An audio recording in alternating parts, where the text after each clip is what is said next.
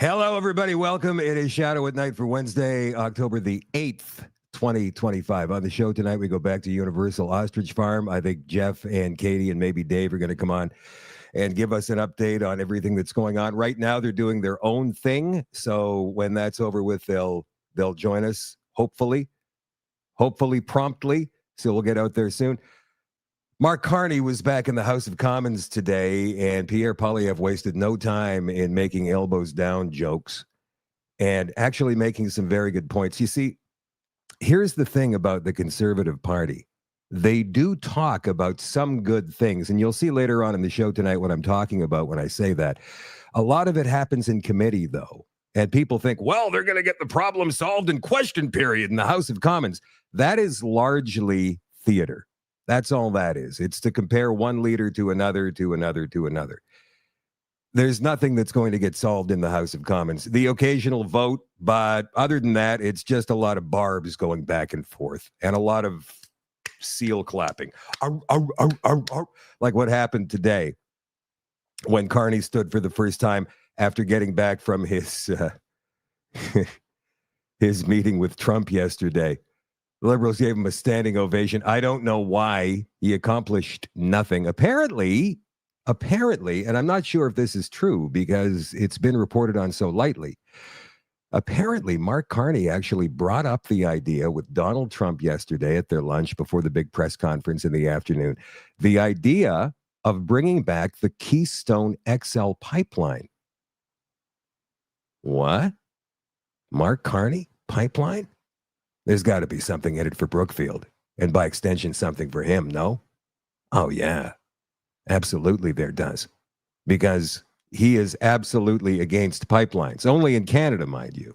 In the Middle East and Africa, he loves his pipelines. So we're going to get into the House of Commons banter, and we're also going to get into the dirtier work of the committee meetings that were held late last week and earlier this week.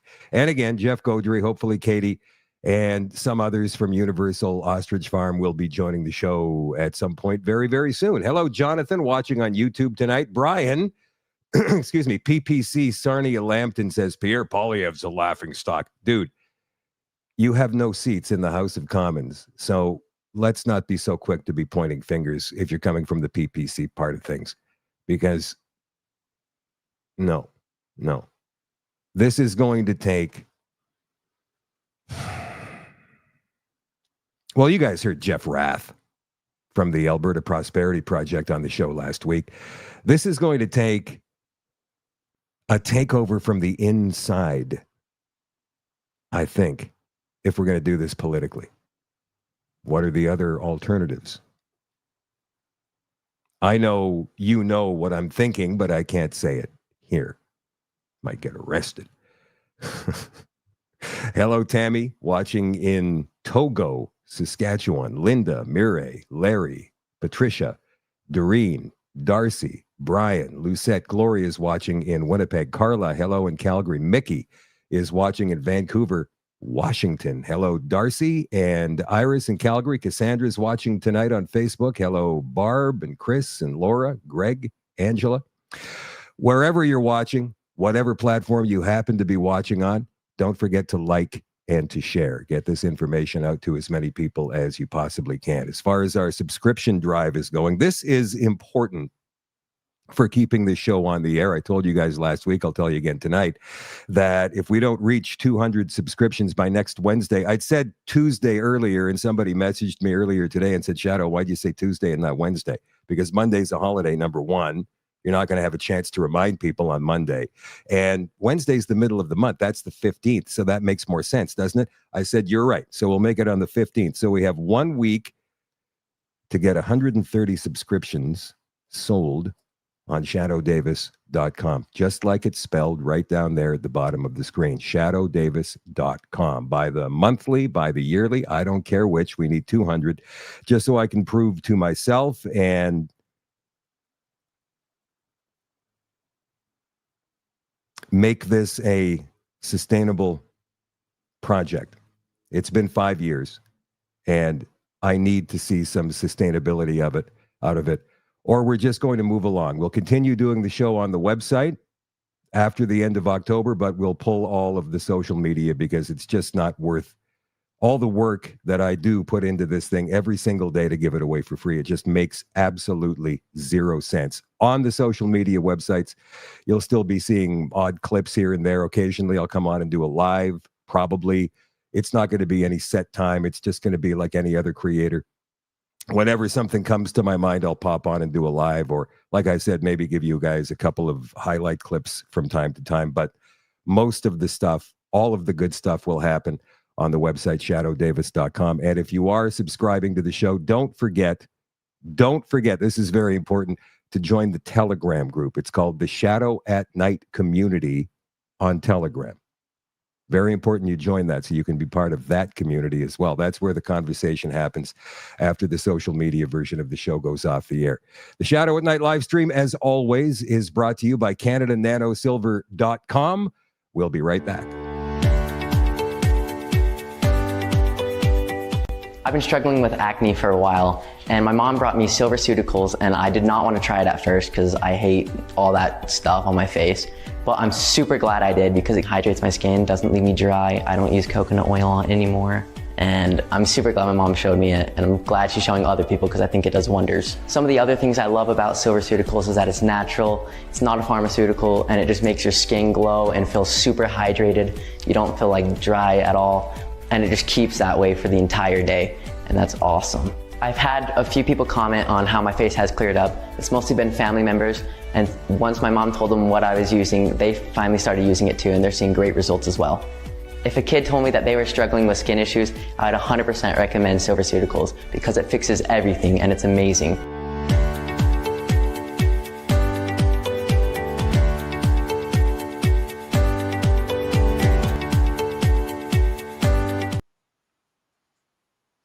Oh, hi. That just ended very quickly. So they'll be at the Regina Health and Wellness Show coming up the weekend after Thanksgiving weekend. And if you want free tickets for that event, you can email info@CanadaNanoSilver.com, and Kevin and Anna will set you up with a pair of tickets for the event. Pretty cool, eh?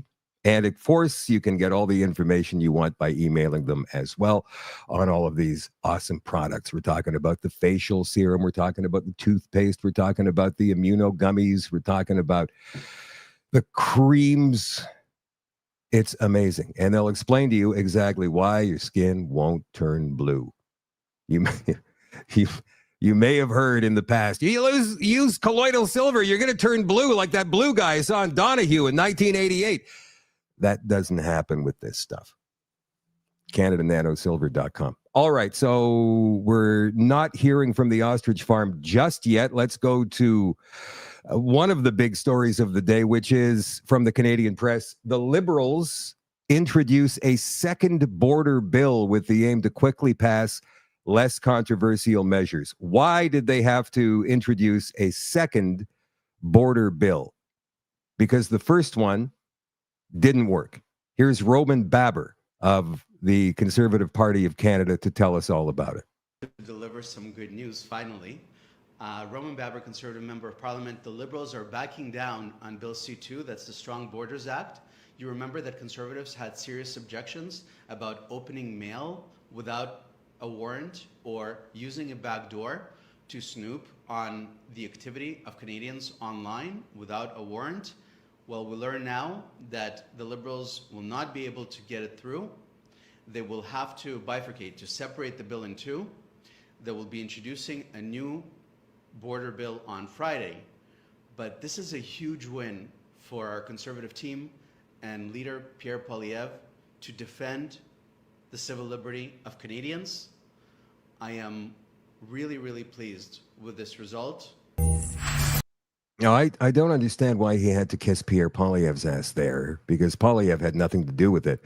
All of this was done in committee, not to mention the fact that both of the other opposition parties have said no to this bill also, the NDP and the Bloc. So Pierre Poilievre is only one voice in that vote.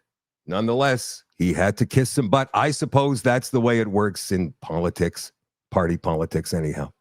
So the bill will not pass. It's split into two in the hope of seeing some measures pass swiftly while giving Canadians more time to evaluate other more contentious ones. So it's Bill C-12 now. It was introduced today, not Friday, as Roman was talking about. This includes several measures from a June bill to expand the Coast Guard's role, tighten the immigration and refugee system, enhance information sharing on sex offenders, and better control chemicals used to make illicit drugs. Remember that story I told you guys the other day? The largest shipment of meth ever to New Zealand was confiscated by New Zealand border guards. It came from Canada. Largest shipment of meth ever in New Zealand came from Canada, in maple syrup bottles, no less. Let's make it obvious. This must be from Canada. Public Safety Minister Gaudry said the government would still pursue passage of the first bill, C2, which proposes giving authorities new powers to search mail and access personal information. It's never going to happen. It's just the Liberals trying to save face. This move means the federal border security proposals will proceed through Parliament on two separate legislative tracks, with Bill C-12 likely moving ahead first. Okay, so there's that. Poilievre blasts Carney. We're going to get some video for you guys in just a second. After U.S. Commerce Secretary dismisses auto deal hopes. So it's worse than what happened with Trump yesterday.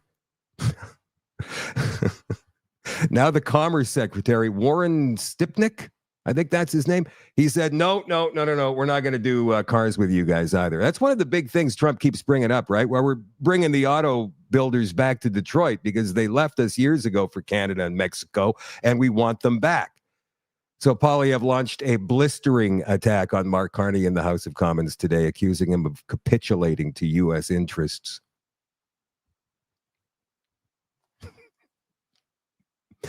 The exchange followed reports that U.S. Howard Lutnick, it's Lutnick, not Pitnick, that U.S. Commerce Secretary Howard Lutnick, speaking at a private Canada-U.S. summit in Toronto, said the U.S. had no plans for a wide-ranging auto agreement with Canada. According to individuals in the room, Lutnick said the U.S. may keep buying auto parts from Canada, but that's about it, and added that Canada should come second on auto policy. During a fiery question period, Poilievre listed recent job losses in Ontario's auto manufacturing sector and blamed Carney for failing to stand up to the U.S. administration. 100 Oshawa GM workers lost their jobs, with $4 billion of GM money going to the U.S.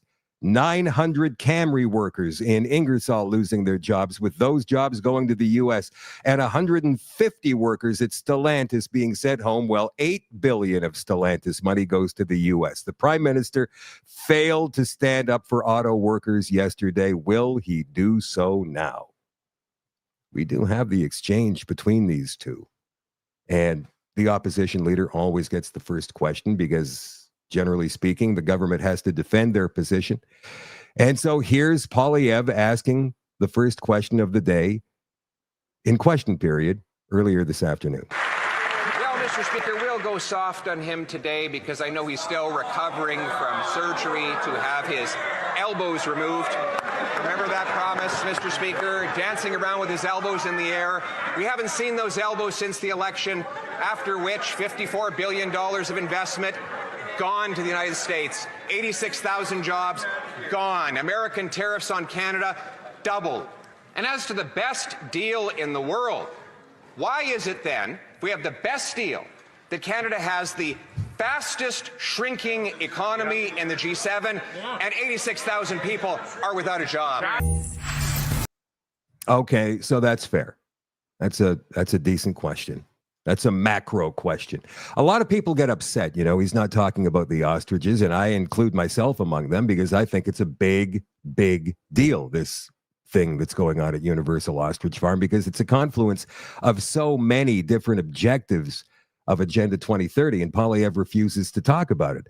The highest it got, I think, was Andrew Scheer last week when he put it in his top 5 Carney blunders of the week. It made number 3.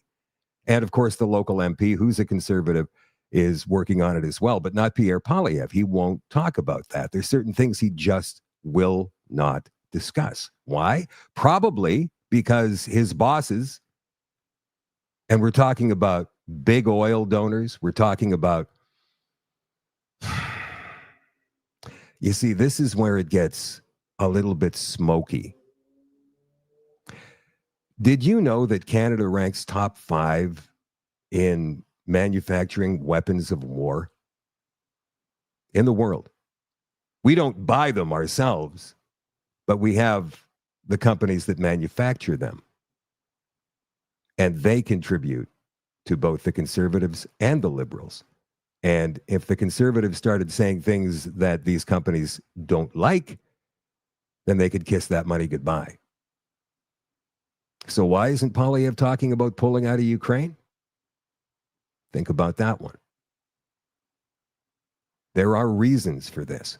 And if the Conservatives lose their money, if they lose their backing, they never have a chance of ever winning an election ever again. Now, that's only a theory that I'm giving you. I'm sure that's part of it. I'm sure there's much more to it. I would suggest that Pierre Poilievre is not a globalist, but that doesn't matter because the result is the same. As far as Maxime Bernier and the PPC, look, I mean, guys, I have seen over and over and over the PPC bros, and they're down to a 0.9 right now in public support in the last poll. I think it was a Nanos poll, or maybe it was Leger. Either way, they're a non-factor. Maxime Bernier still has a relatively high profile considering his party doesn't, but he's never going to win a seat. The PPC is not the answer. Frank Vaughan has exposed them. He was involved with the PPC from the very beginning, and Frank has done a great job of telling us who they really are. And that was enough for me.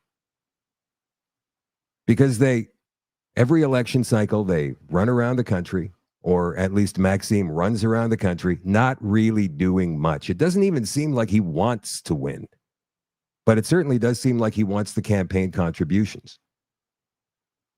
And then goes back to his house in Florida for 6 months of the year. That's how it seems. Where is the guy? Now, he got a complaint, a police complaint from a First Nations the other day. I think it was a human rights complaint too, for saying that Truth and Reconciliation Day is based upon lies. And he's right. But that's really the only time he's been in, and he makes tweets from time to time, posts on X. That's all he really does. And I guess that's all he can do at this stage of the game because he doesn't have a seat in the House of Commons. But one thing he could be doing, and this is something Frank and I agreed on when Frank was on the show a few months ago, is going from city to city, town to town, holding town hall meetings, getting people energized. It doesn't matter if there's no election on the horizon. What matters is you get your name and your policy out there. The PPC policies are certainly not right-wing extremists. They're small C conservative. I agree with most of them. I just don't agree with the way the party handles everything, mostly. So when we get PPC guys on in the comment section yelling and screaming about how Poilievre is a cuck, I could totally understand it. But instead of attacking Poilievre, why don't you talk about your ideas and maybe attack the real enemy, which is Mark Carney and his globalist Liberal Party? Speaking of Mark Carney, when he rose today in the House of Commons after that disastrous meeting with Donald Trump yesterday, here's what happened.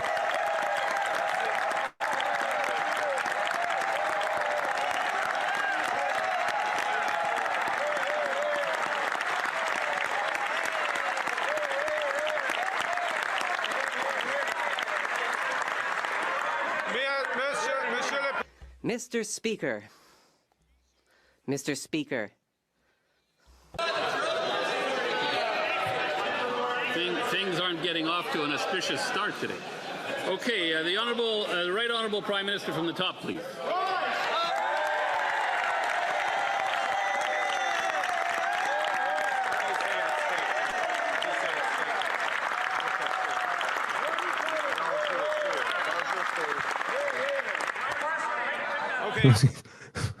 What's he saying? Is my tie on straight? What am I supposed to say here? What am I supposed to say? That's McKinnon he's talking to there. And why the standing ovation? He accomplished nothing yesterday. Not one thing. Mr. Speaker, this is another moment to give a little economic lesson to the leader of the opposition. The Canadian and American economies are closely aligned, and I gave such a lesson to the President of the U.S. yesterday. I said that what is... What? Are you freaking kidding me right now? He is telling all of Canada, and by extension, I suppose, the world, that he gave Donald Trump an economic lesson yesterday. Do you think that's going to help in any negotiations going forward with Donald Trump and his ego? What is this guy on? Seriously. That's the first thing out of his mouth. The day after, these liberals don't understand. Remember what Trudeau did? Same kind of idiot response. That risk is Canadian investment into the United States if we do not get a real detail. We will get a deal, however, Mr. Speaker. Leader of the opposition. Well, good luck getting the deal now. Like the deal that you may have gotten 5 minutes before you just stood up there is gone. And now you might be lucky to get a deal that's half as good, because that's the way Trump is. There's more. The Prime Minister of Canada is a tough negotiator. We will get a great deal.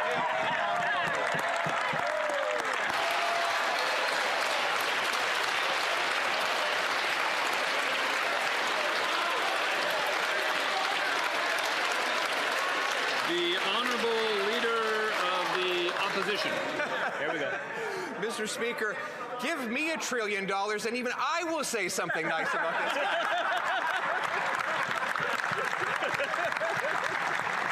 Oh my God.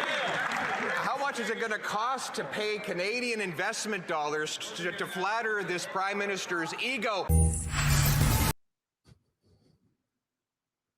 Like I said, it's all theater. It's all theater. What happens in the government, generally, if anything, is usually accomplished in committee. Guys like Michael Barrett are working hard behind the scenes, trying to snuff out or at least expose things like Bill C-8, which is the internet cutoff bill, or C-9, the hate speech bill. Here's a little bit of Barrett in discussion with the Privacy Commissioner of Canada just this week. Have been a pretty broad chorus of voices that are concerned about the sweeping and secret powers that cabinet ministers would have over the internet access and telephone access for individual Canadians, the power to secret powers to seize private data without warrant and conceal those actions from the public. So would secret orders to disable an individual's telecommunications access be inconsistent with the principles of the Privacy Act, and if so, why, sir? Thank you for the question. So in the last Parliament, I appeared on Bill C-26 and talked about some of these issues when legislation aims at giving more power to the state to protect infrastructure and to disable and to take certain steps. And as Commissioner, I've always stated that privacy is not an obstacle to public interest. It's not an obstacle. We needed to put in the legislation a criterion on necessity and proportionality, making sure that the exercise of those powers is going to be tested from a privacy perspective to say, is this necessary? Does it achieve the result for which it's been put in place? And is it proportional? So that's the substantive element. And you mentioned secrecy. In certain instances... Okay, so this guy's a bureaucrat, right? He's the head of the Privacy Commission. And he's talking in circles. This is not at all the question that Barrett asked him. It's almost as though he's acting like a liberal minister. Secrecy is necessary, but it should be challenged, and there should be ways for some reports to be made to appropriate authorities. It doesn't have to be necessarily, they may make it public, but reports to my office, reports to a national committee of parliamentarians, or other means. And so in your review of this proposed legislation, does it check all of those boxes? Well, I will be waiting to testify on C8 when called, and we're reviewing that very carefully. But there is more to be done in terms of the reporting mechanism and the necessity and proportionality. I would say for sure that there's more to be done. This bill proposes to let the government secretly cut a Canadian's phone or internet service. The cabinet minister would have the power to issue the order, would prohibit that the existence of the order to cut that service, which would, of course, eliminate the ability for anyone, including you in your role as commissioner, have any oversight whatsoever. Isn't this a direct circumvention of the act over which your mandate is concerned?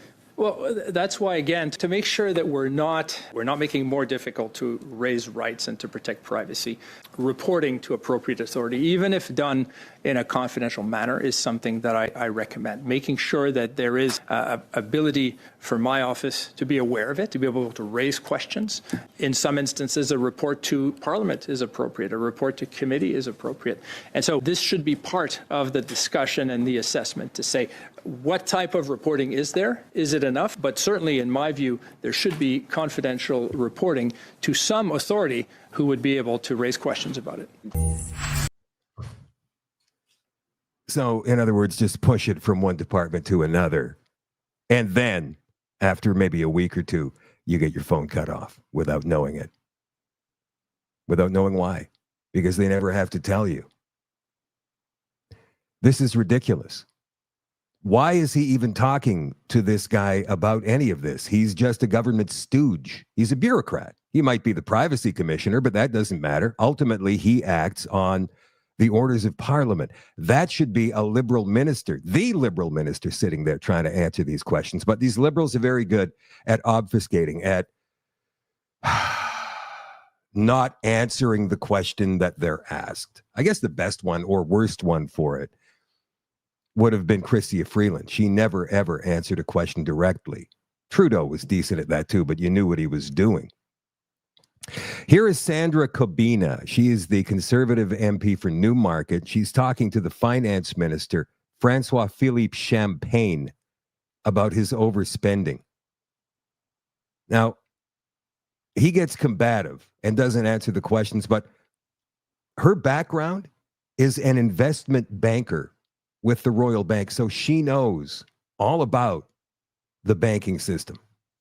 Simple questions, simple answers. You say you want to change how you budget. And I have to ask myself, why not change your reckless spending instead? Because if I can say to my husband, buying too many purses is an investment, but that doesn't change the fact that it is irresponsible. So my question to you is, why are you changing how you present the budget rather than changing your reckless spending so that on a net basis, you actually balance it? Well, you should ask yourself why you voted against measures that support Canadians. I think people watching at home would be surprised to see your voting records and say you voted against measures that would make their life more easy. Very simple answer. I really want you to answer my question. Why are you changing how you're presenting it rather than actually trying to balance the budget?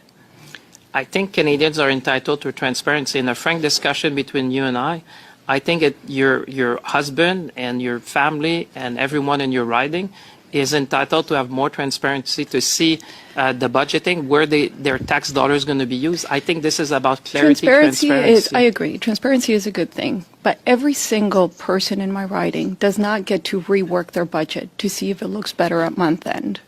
The bottom line is the bottom line. Yep. If you don't have money, you don't have money. Why are you changing how you're presenting the budget instead of actually balancing it? So the bottom line is the bottom line, but I think you cannot be against giving more information to Canadians. People want to know where their money is going. Is it for expenses or investment? The result is the same. Is the deficit going to be higher than under your government and Mr. Carney's government compared to Trudeau's?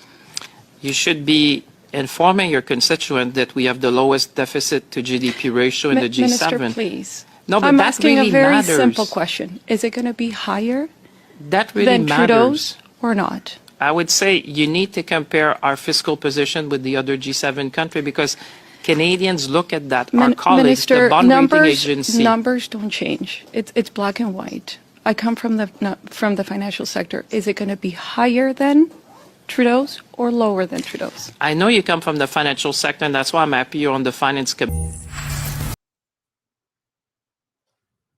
They don't care. As long as they get theirs, they don't care.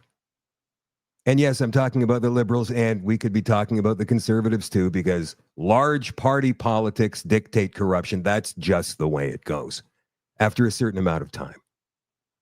So right now, the Conservatives are standing up saying, where's the money going? How big is the deficit going to be? And all of that. But in 5 years' time, if they were to win power, the Liberals would be asking them the same questions, and on it goes. No, we need some kind of change within our system. We need honest people. And you can say, well, we've got a privacy commissioner. We've got commissioners for this. We've got commissioners for that. We've got people who are supposed watchdogs. We've got it all. They're all bureaucrats. They're all appointed by political parties. There needs to be an independent agency of citizens that come from all walks of life in this country. And we're the ones that Joe Schmo from Saskatchewan would do a better job than these people. Why? Because Mr. Schmo is probably not corrupt. He just wants to do the best he can for his community and his country. That's what we need. The oversight of the real people like us. How do we make that happen? We get loud. It always amazes me that people don't understand the power that they have. Have you ever seen a politician read his or her email? Because I have. I've seen it. Have you ever heard them talk about, oh, I got a lot of emails today. I wonder what the hell that's all about. And then they finally look at it and they get red in the face, not with anger, but with fear, worry. They're used to skating. That's how it works in Canada, especially civic politics, but federally as well, provincially as well. Not enough people complain. Not enough people send them mail, email, whatever, phone calls, and tell them exactly how they feel. And it needs to be from a wide variety of people, too. It can't be just from the same 25 people all the time. So not just Joe Schmo, we need Joanne Schmo. Bob Smith,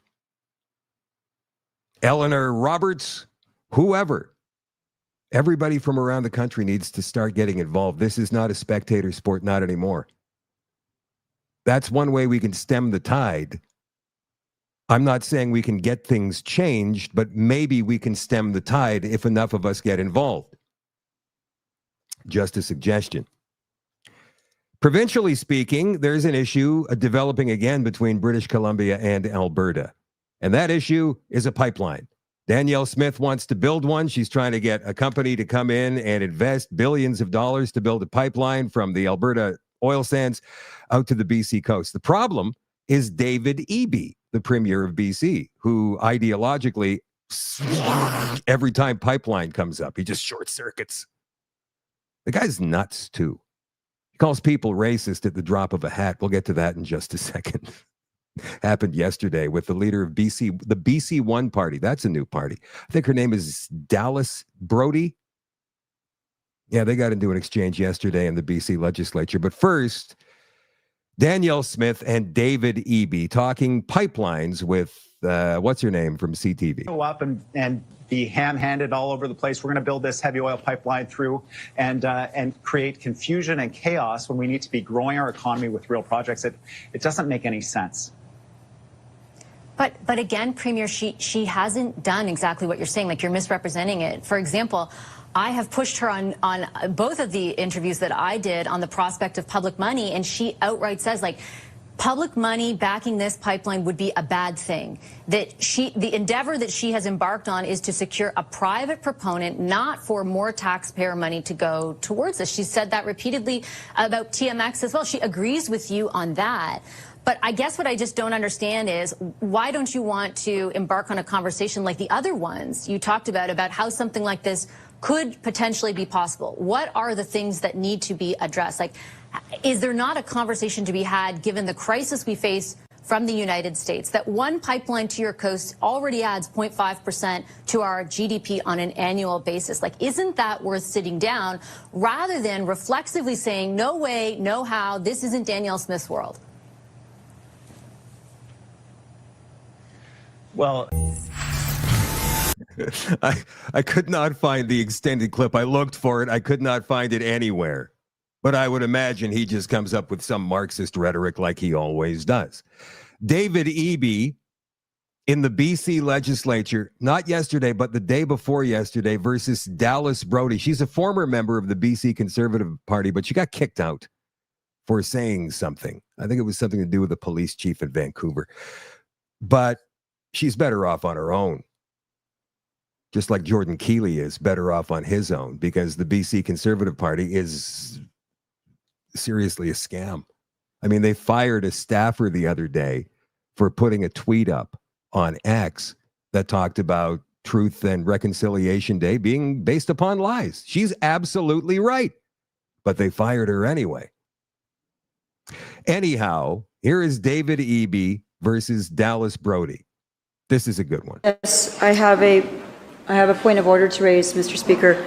I'm looking at section 40 sub 2 and 40 sub 3 of the standing orders. And the first one is disrespectful or offensive language forbidden, that's sub 2, and irrelevance in debate, that's sub 3. in my answer, I was specifically referring to the staff member that was hired by the Leader of the Opposition, who was fired recently for being a racist residential school denialist, properly fired, by the way. I congratulate him for taking that approach. Okay, do you hear that? Racist resident. Let's go back and hear this again. For being a racist residential school denialist. Racist residential school denialist. So instead of engaging in conversation and agreeing that there are no facts in this case regarding the Kamloops former residential school and those 215 alleged bodies, which are nothing but anomalies according to ground penetrating radar, he has the absolute nerve to stand up in the legislature and call somebody a name like that with no proof of anything. What is this? Elementary school?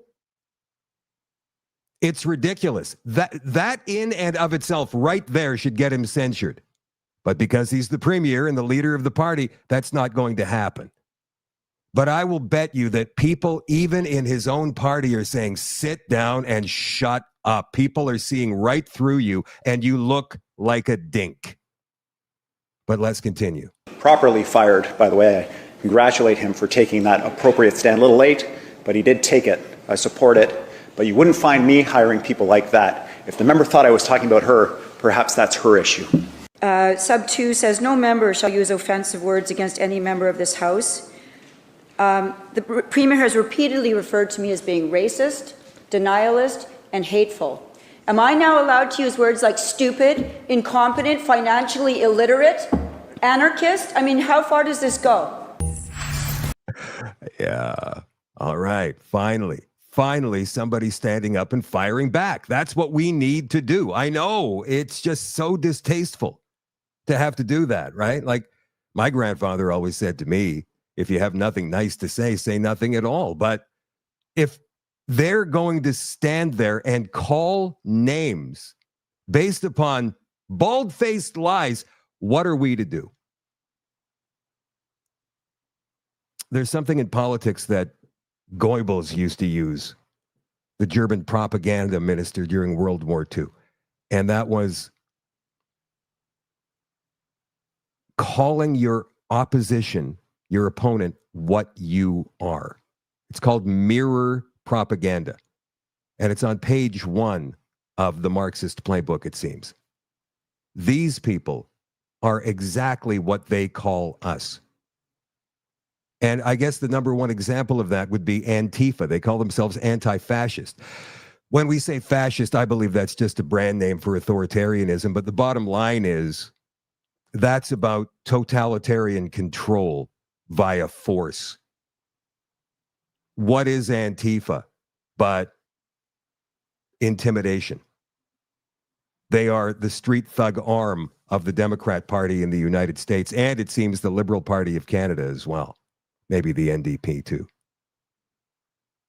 That's what they are.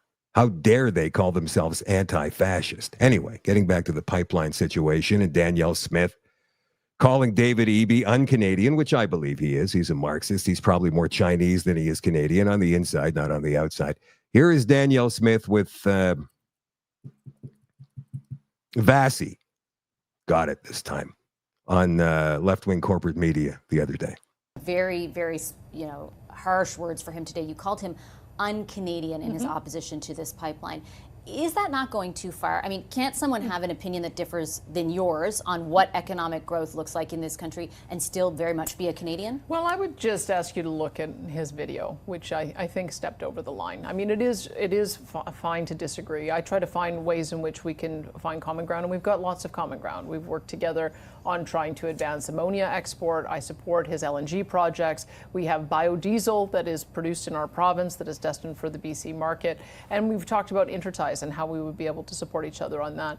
We have a difference of opinion on this, and I do think it's unconstitutional. It has been determined by the courts that these kinds of things, trade and commerce, as well as ports and interprovincial infrastructure are federal issues. And the reason for that is that we can't have a single parochial province blocking the aspirations of another. That's not how we were supposed to function as a country. So it is the very definition of what Canada is that we work together on these things. And so I was disappointed to hear his comments, but in the end, it's up to Mark Carney to make the decision on that. And so that's why I'm working with the Prime Minister. And I do understand even characterizing what he said as unconstitutional because of your belief, and I think the Constitution backs it up, that this is federal jurisdiction. But calling him un-Canadian is a very specific way to describe someone who disagrees with you fundamentally on one issue around economic development. Why go that far, and what purpose does it serve? Well, okay, so Vassy right now is going for the separatist thing. She's trying to get Danielle to admit that there's going to be a unity crisis if David Eby doesn't capitulate to her demands of a pipeline.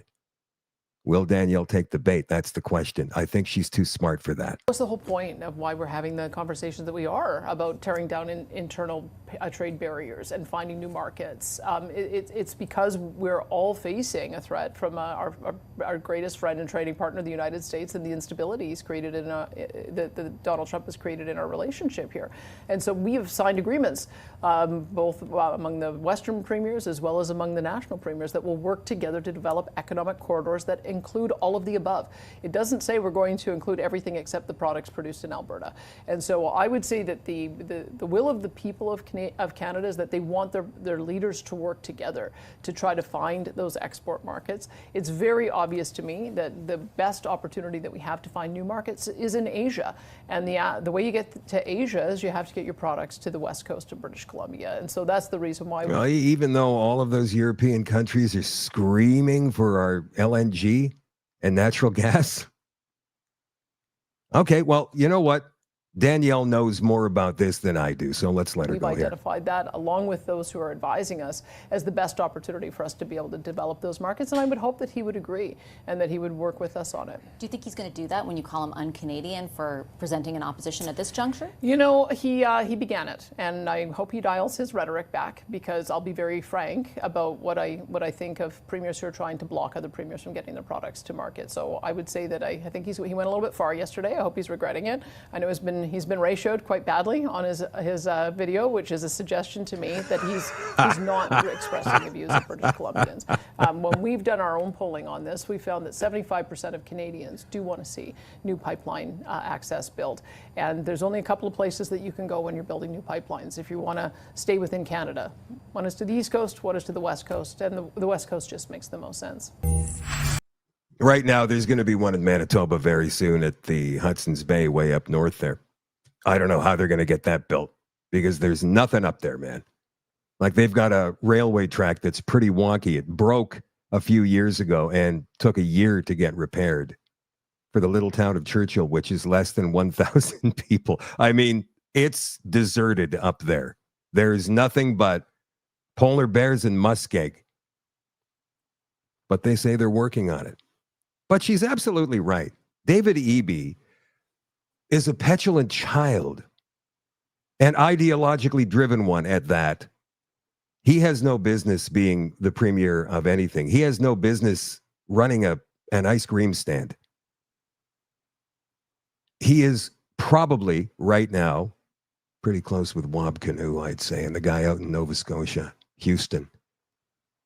The worst premier in the country right now for stopping this based on nothing but ideology. Do you know that since they introduced the tanker ban law, there's no oil tankers allowed on the northern coast of British Columbia now. The traffic of oil tankers in the Port of Vancouver has increased like 3 times. So there's more risk of these tankers having spills bumping into each other because the Port of Vancouver is so crowded with oil tankers right now. If they were allowed to go to the North Coast, they wouldn't have that problem. But no, can't do it. I don't know why, because the same amount of tankers are coming in regardless. They're all just jammed into one little area. The stupidest law ever. Virtue signaling legislation from the Liberal Party of Canada. And the BC NDP didn't help at all either. Okay, a couple of things out of Toronto. It doesn't look like we're going to get to the ostrich farm tonight, you guys. They had a meeting that ran late. Apparently, we have meetings as a group, unfortunately, got pushed back. So if Jeff and Katie decide to click on, they will. And if they can't, they won't. Too bad, because I was kind of curious to hear what's going on out there. I haven't heard anything really big. The Supreme Court has not yet decided on whether or not they're going to hear this case. And I guess that's probably the big thing. There hasn't been anything that I've heard that's been terrible by the CFIA or by the RCMP. We understand the ostriches are getting fed. They're back to their regular feed, from what I understand. So unless something has changed, things are okay right now at Universal Ostrich Farm. Off to Toronto from the Toronto Sun. Toronto High School scolded for playing Arabic O Canada yesterday. What? October 7th is the second anniversary of So Education Minister Paul Calandra, who ordered a school district in Ontario just last week to fly the orange flag, even though that school district had voted to fly only the Canadian and provincial flags. Calandra warns incident at Earl Haig Secondary School better not happen again. Saying he doesn't believe it was accidental, Ontario's education minister lambasted a Toronto high school Tuesday for playing an Arabic version of O Canada as Jewish students mourned the second anniversary of the barbaric mass murders, October 7th. The education minister has warned it better not happen again. Yes, that was the Canadian national anthem. Students and staff were standing to Tuesday at Earl Haig Secondary School in North York on the somber day, October 7th, and Calandra was not buying any excuse. It was an accident.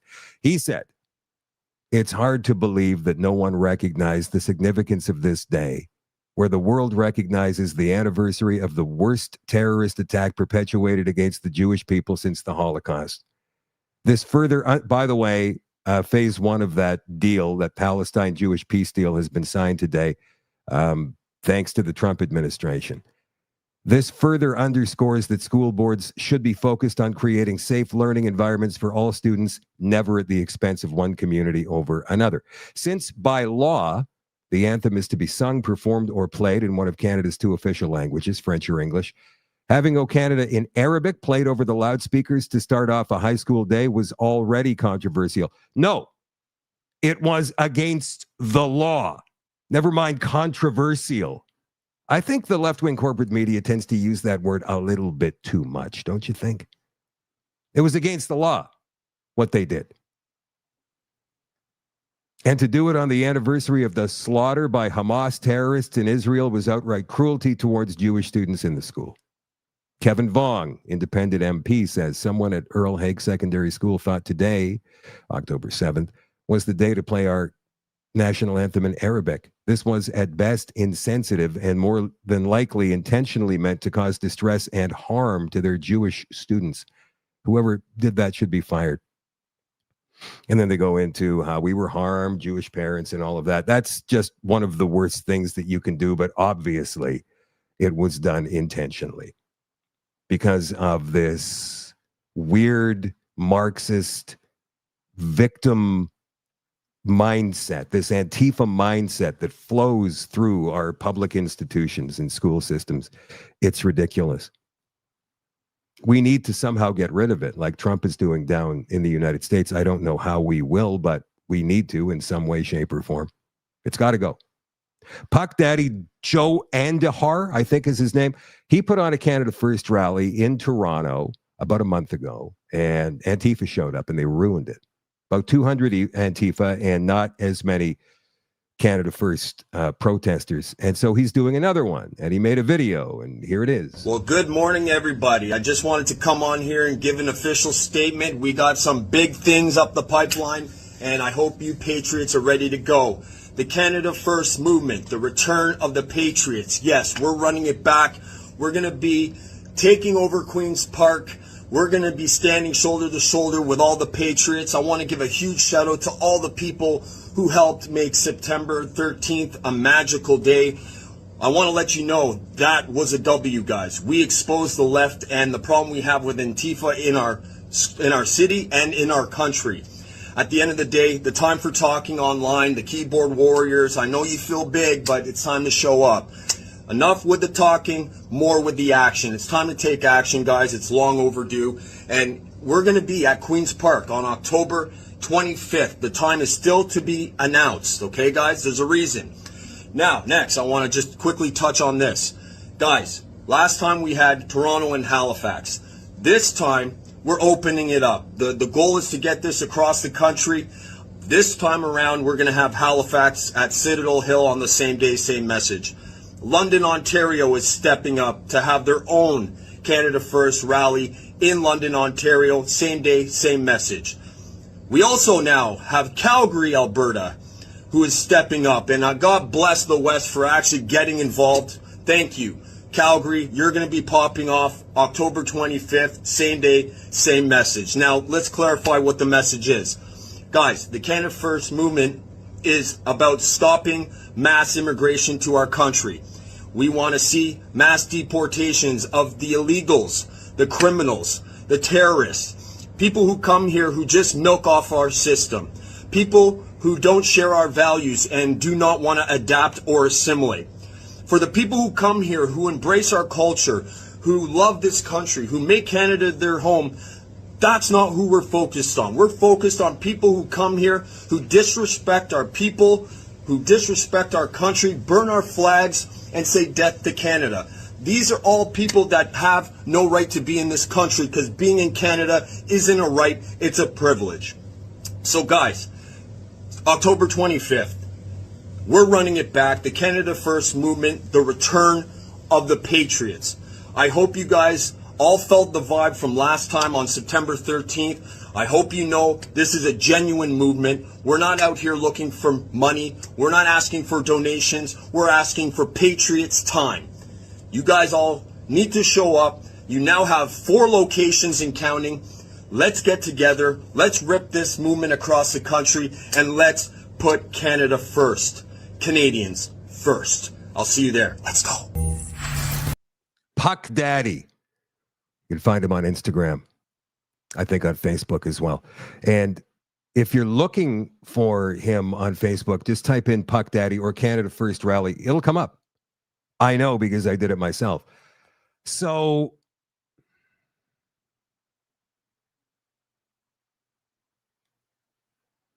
I don't know. I'm not going to sit here and crap on it because he's trying. He's trying to do something. And for that, I completely and totally appreciate. But it's difficult when you try to spread it across the entire country. It is such a vast country. And you need reach into the millions just to get people to hear the message. Never mind to get them to actually agree to show up, just so they hear it. And he doesn't have that kind of reach. That's why I'm helping him out with this. Not directly, just to let you guys know that there is something coming up in a few cities across the country on October 25th. What you need to be aware of is that Antifa will be lining up against them. All of these rallies in all of these cities, Antifa is going to hear about it. And that's why he's holding the time back. But these Antifa kids, they've got nothing but time. They don't work. They live in their parents' basements. They live in the streets.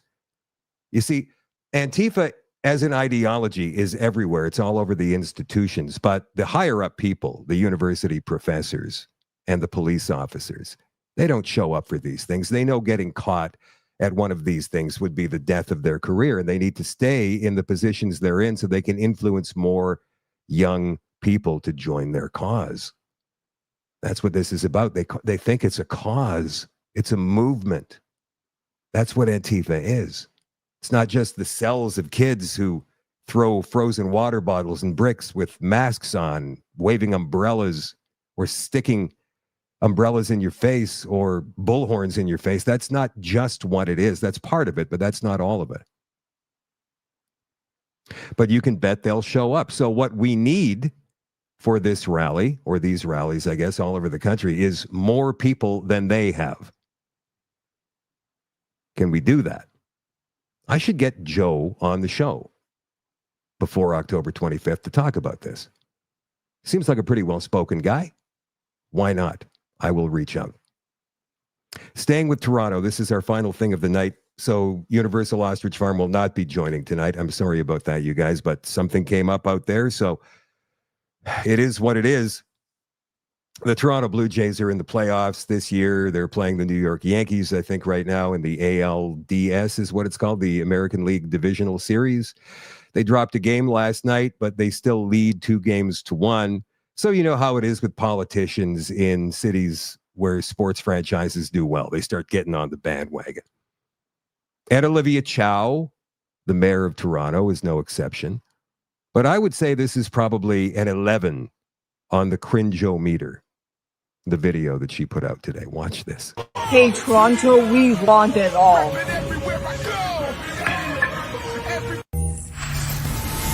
I think that deserves to be seen again, don't you? Let's do that again. Hey, Toronto, we want it all.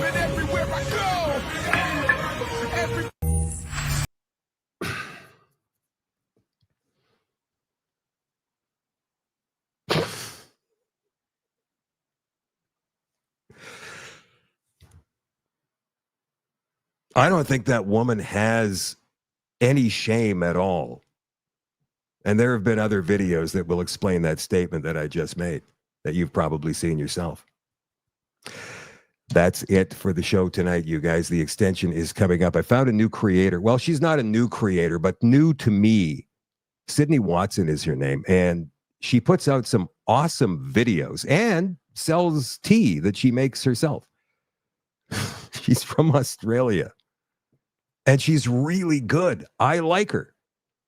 And I think that one of my jobs as an online broadcaster is to introduce people to other online broadcasters so we can widen our horizons a bit and hear what other people have to say.